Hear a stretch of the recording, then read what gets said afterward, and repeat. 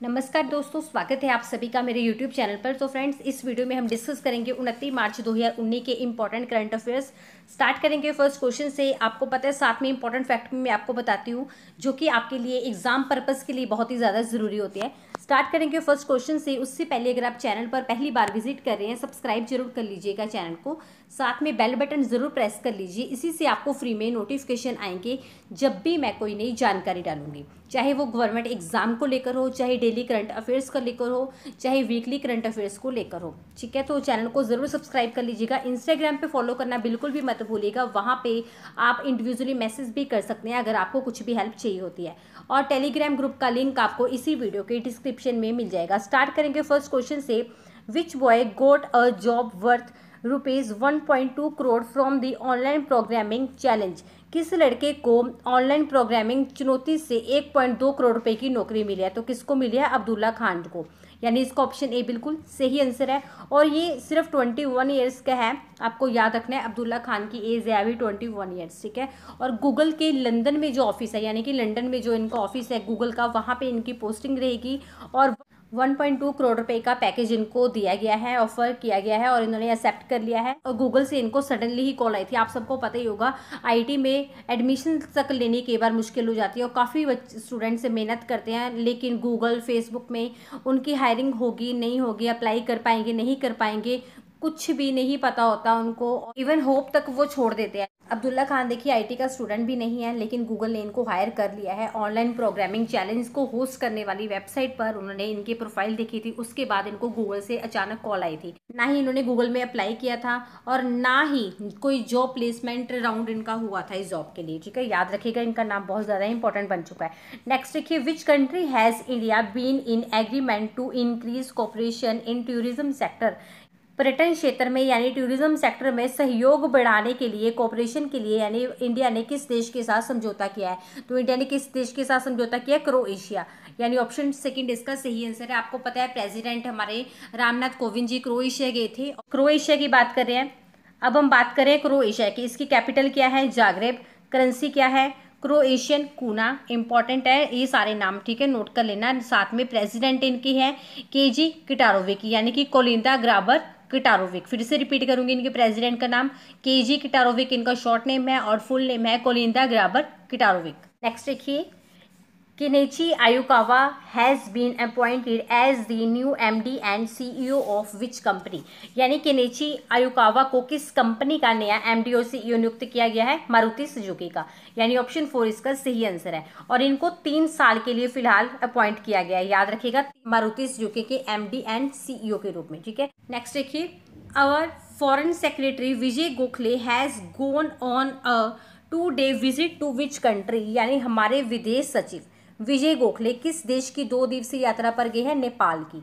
यानी option A इसका सही आंसर है। ठीक है, याद रख लीजिएगा, इन नेपाल की यात्रा पर गए हैं कौन? विदेश सचिव। हमारे विदेश सचिव है विजय गोखले। ये भी नाम इंपॉर्टेंट है, रट लीजिएगा, ये एग्जाम में पूछा जा चुका है। नेक्स्ट देखिए, who has launched the Yuvika program for school children?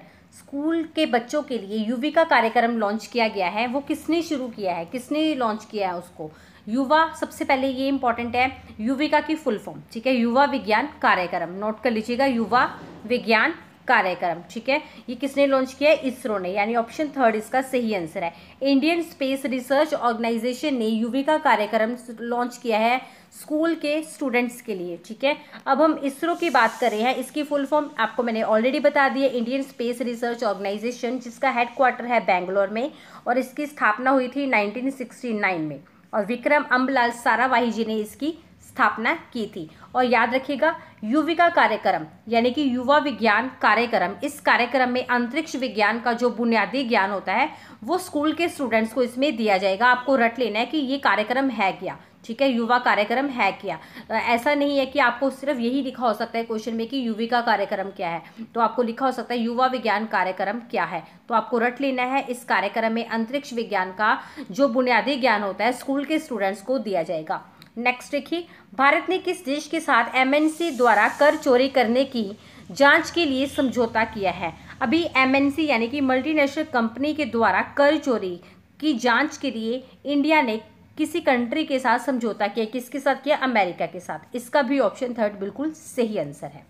Next देखिए, who has been appointed as coach of Indian male basketball team, यानी कि इंडियन मेल बास्केटबॉल टीम, भारतीय पुरुष बास्केटबॉल टीम के कोच के रूप में किसे नियुक्त किया गया है? तो किसे नियुक्त किया गया है? वेस्लिन मैटिक को, यानी इसका ऑप्शन ए बिल्कुल सही आंसर है। और ये कहाँ की है ये भी इंपॉर्टेंट है, सो लिख लीजिएगा, ये ईरान के है, ठीक है, ईरान से है, लिख लीजिएगा, ईरान से बिलोंग करते हैं। और 2010 में जो एशियन गेम्स हुए थे, ठीक है, वहाँ पर ईरान के लिए ब्रॉन्ज मेडल जीता था इन्होंने, सो इसलिए इनका नाम यहाँ पे भी इंपॉर्टेंट बनता है।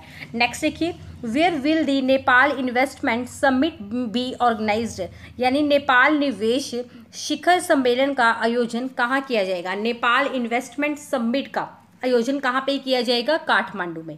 याद रखिएगा, नेपाल की कैपिटल है काठमांडू, इसका ऑप्शन डी बिल्कुल सही आंसर है। और काठमांडू में इसका आयोजन किया जाएगा। और इसका पर्पस क्या है ये इंपॉर्टेंट है सम्मेलन का, यानी नेपाल इन्वेस्टमेंट समिट का पर्पस क्या है, ठीक है। इसका पर्पस है मैक्सिमम लोग जो है वो नेपाल में इन्वेस्ट करें, ठीक है। नेपाल की जो कंडीशन है उसको ये ज़्यादा से ज़्यादा बेहतर बनाना चाहते हैं ताकि वहाँ पे मैक्सिमम लोग वहाँ पे इन्वेस्ट करें, ठीक है। अब हम बात किसकी करें? नेपाल और काठमांडू की। आपको पता है नेपाल की कैपिटल है काठमांडू, प्राइम मिनिस्टर है KP शर्मा ओली जी, और करेंसी है नेपाली रुपया, ठीक है। और प्रेसिडेंट कौन है नेपाल के प्रेजेंटली? विद्या देवी भंडारी जी।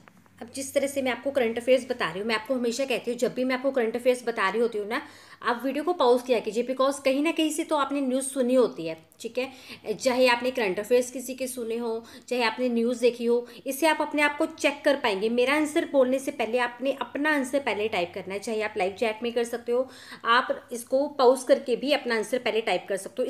इससे आपका ज़्यादा फायदा होगा, ठीक है। इससे आपकी ज़्यादा से ज़्यादा तैयारी होगी, तो इसलिए इस तरह से आप किया कीजिए। Next question. नेक्स्ट देखिए, joint naval exercise AUSINDEX will be organised between India and which country, संयुक्त नौ सैनिक अभ्यास ओस इंडेक्स, याद रखिएगा, ओस इंडेक्स भारत और किस देश के बीच आयोजित किया जाएगा? तो ये किसके बीच में आयोजित किया जाएगा? इंडिया और ऑस्ट्रेलिया के। ऑप्शन बी इसका सही आंसर है, इंडिया और ऑस्ट्रेलिया के बीच में आयोजित किया जाएगा संयुक्त नौसैनिक अभ्यास, यानी कि ज्वाइंट नावल एक्सरसाइज इंडेक्स, ठीक है। कौन सा इंडेक्स? ओस इंडेक्स, आपको याद रखना है।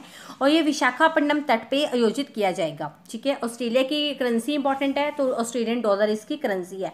नेक्स्ट देखिए, ये क्वेश्चन आने वाले सारे एग्जाम्स के लिए इंपॉर्टेंट बन सकता है। Government of India has invest 5042 crore rupees in which bank, यानी कि भारत सरकार ने किस बैंक में 5042 करोड़ रुपए का निवेश किया है, यानी कि इन्वेस्टमेंट किया है, तो किस बैंक में की है? बैंक ऑफ बड़ौदा में, यानी ऑप्शन सेकंड इसका सही आंसर है। विजय बैंक और देना बैंक मर्ज हो चुका है, अगर आपने सुना होगा, विजय बैंक और देना बैंक मर्ज हो चुका है। तो उसके बाद गवर्नमेंट बैंक ने बैंक ऑफ बड़ौदा में 5042 करोड़ रुपए का निवेश किया, ठीक है। आपको याद रखना है। बैंक ऑफ बड़ौदा का हेडक्वार्टर कहाँ पे है? गुजरात, वडोदरा में। और इनके प्रेजेंटली CEO कौन है? PS जयकुमार जी। यहाँ पे अशिता आएगा, ठीक है, इंग्लिश में भी इशिता लिख हो गया मुझसे by mistake. Ashita died recently, who was she? Ashita ji का भी निधन हो गया है, तो वो कौन थी? कौन थी वो? एक राइटर थी, आपको याद रखना है। और कौन सी लैंग्वेज की राइटर थी ये भी इंपॉर्टेंट है, मलयालम लैंग्वेज की, ठीक है, याद रखिएगा। मलयालम लैंग्वेज की एक राइटर थी अशिता जी, जिनका अभी निधन हो गया है और कैंसर की वजह से इनका निधन हो गया है। 63 ईयर्स के ये थे, ठीक है, आपको यहाँ से रट लेना है। नेक्स्ट देखिए, who has been appointed as the BCCI ethics officer, यानी BCCI के एथिक्स अधिकारी के रूप में किसे नियुक्त किया गया है? तो किसे नियुक्त किया गया है? DK जैन को, ठीक है।